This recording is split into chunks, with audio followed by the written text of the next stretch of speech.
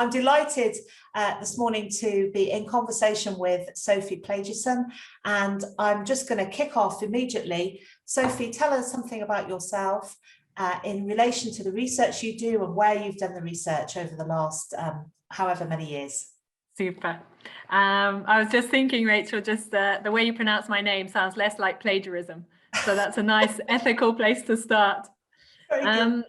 So I'm from the UK originally, and but most of my research has been in South Africa, where I've lived for 12 years, and mostly in the sector of mental health and social policy. And kind of in terms of context, where I've done interviewing or worked with others who were interviewing or kind of helped students set up their research has been in urban townships, some rural areas, or policymakers in their place of work. Okay, and what would you say then have been the main country-specific research issues that you've had to deal with over this period of time? Yeah, I've jotted down a few thoughts just on my experience of research in South Africa. And I think the first thing for me looking back is just, I guess, a growing sense of humility.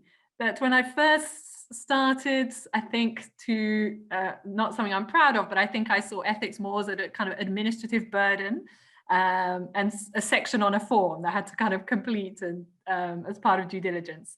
And just an increasing sense and awareness that taking time to think through ethics enriches research and is such a kind of key component and part of it and affects every part of it. So that's sort of my journey throughout. When I first arrived in South Africa, I'd gone there for the research. I arrived quite naive with my questions. I hadn't really problematized it as much as I should. I was under time pressure. I didn't know the context well. And I had quite a strong concern for my own safety as well, out of the sense I didn't know the area well.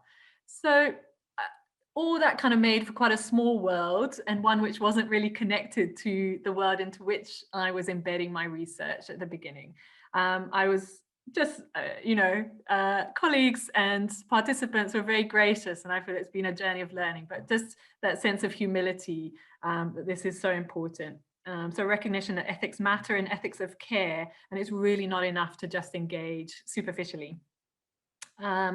One of the first key lessons for me is that of around power relations that are involved in research. And I think any ethical grid has to go through, well, what are the power relations involved in the research? So thinking about my own role, who am I coming into research? In South Africa, I was coming in as a white female in a post-apartheid context, into very kind of gendered, and a lot of the questions we were asking were around gender, and even the receipt of social grants was gendered. We were looking at aspects of that, and deeply political as well. So just looking at what does my role coming into that look like, and how does that affect the research and the questions?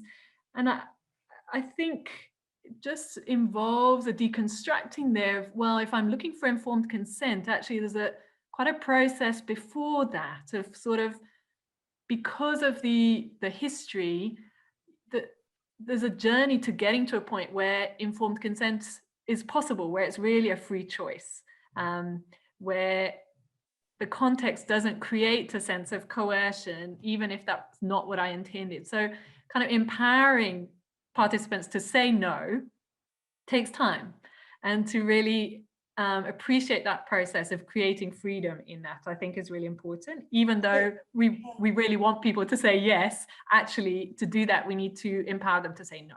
So how long, Sophie, would you say that you need to put into the research timetable to enable you to develop trust and rapport with your potential research participants, in the knowledge that even at the end of that period of time, they may still say no?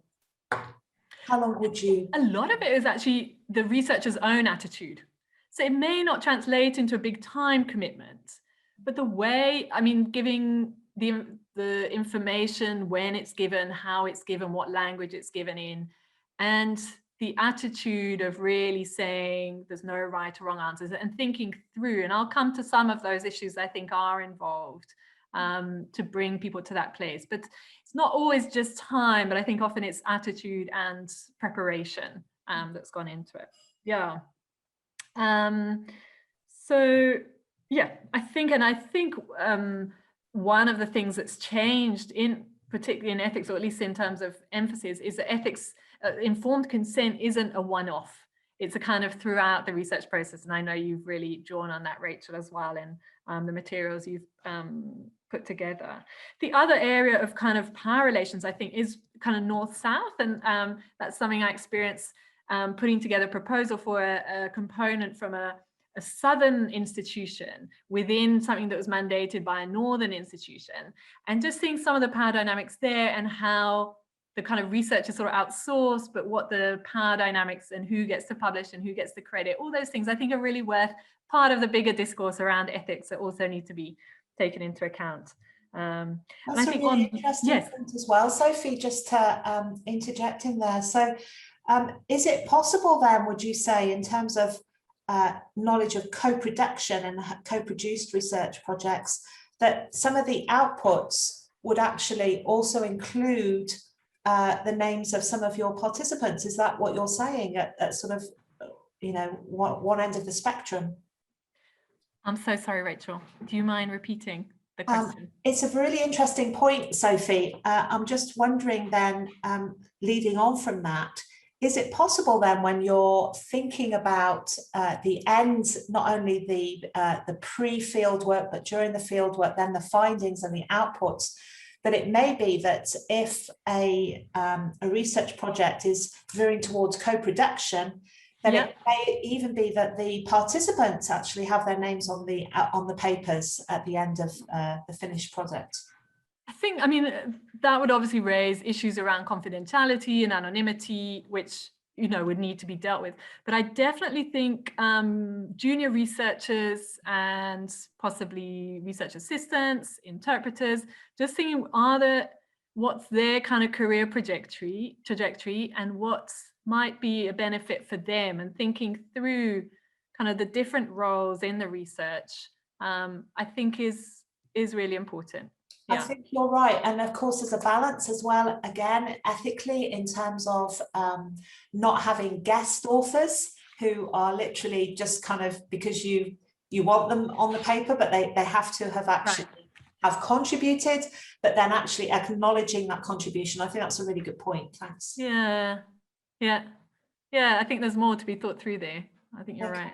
Thank you. Another thing I was just reflecting was around that my increasing desire for research to be a benefit to participants.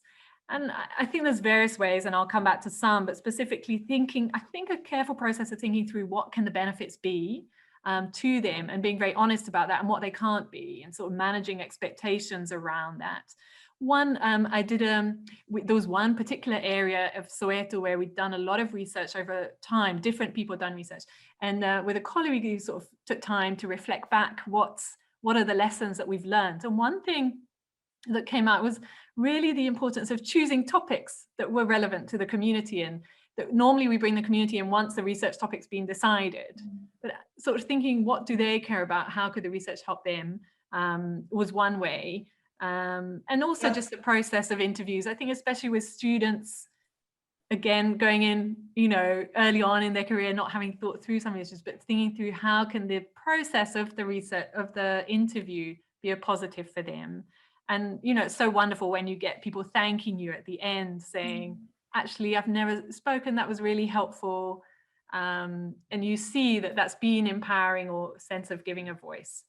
The other, I think, often perhaps we don't think so much around policymakers, how it can be a benefit for them. I haven't seen so much, maybe there is and I just haven't seen it, but also just recognizing the cost of time for them, and but how often I think they don't get time to think and reflect. And so just thinking of interviews as a positive perhaps for them, or how can we maximize that? I think that's a really interesting point. So in terms of the research project, you could have a phase of the research where, you know, what is the legacy of the research, not only in terms of practical applied nature of it, but also an evaluation of how the participants, and they might be decision makers, actually construct and internalize what's happened and the conversation that they've had. I think that's really good. Yeah, good point. And maybe from that, just thinking, it's worth, I think we normally think, well, often think of the participants when the data is being collected. Actually, and sometimes it is around later stages too, but thinking what and being clear about our expectations around their contribution later, like reading transcripts, dissemination, and that process, but also thinking, could that be a benefit at later stages? You know, what you're saying, there's actually often people come back to it in their thinking, so they really appreciate maybe a later consultation too, and just including that in the planning. Yes. And just on that, and kind of related to my role as researchers, is also part of our reflection on our experiences in one community over time, was really, and this was in conversation with the NGOs that we've been working with, what's our responsibility as researchers in terms of dissemination and taking the conclusions forwards. And so we'd often seen the dissemination as one or two events. And actually that wasn't the expectation either in the community or of the NGOs. They'd looked for longer term, at least a kind of transition period or dissemination as a process. And I think, whereas we didn't feel we had the capacity for that or the resources, and just thinking that through, I think is an ethical issue. What is our commitment to the community? And one thing that came out of it was the importance of the local relationships that we developed over time, which meant we did have partners that were the local government, municipality and NGOs that were working in the area. But just being very clear about how we saw our role with them so that we didn't create false expectations about what we could commit to, but also that being able to give information and share information about resources that were available could be something tangible that we did do and could be very much part of, you know, was a resource that we had easily accessible. So I think thinking through the long term, Okay, been helpful. One other issue that I was thinking about, just in terms of how ethics affects every part of the research and every person involved, around language. And I think many of us are involved in cross-cultural, cross-country research, and doing that online increasingly creates a lot of opportunity. I think there's ethics of climate change there that come into it, where saving on flights is good. But also perhaps our ability to read cultural cues is even less. And so thinking through that, what are the language issues and what ethical issues are raised there? That's really fascinating. Are you able to give any examples at all of where that's been an issue for you, or you can think of sort of online where, as you say, not online. That's just not in terms of language. It's now working with students to think through, but that's kind of planning ahead. Yeah. In terms of language, I think just testing, piloting our questions and thinking, how does that translate, especially when it's culturally or sensitively, culturally sensitive or politically sensitive. Yes.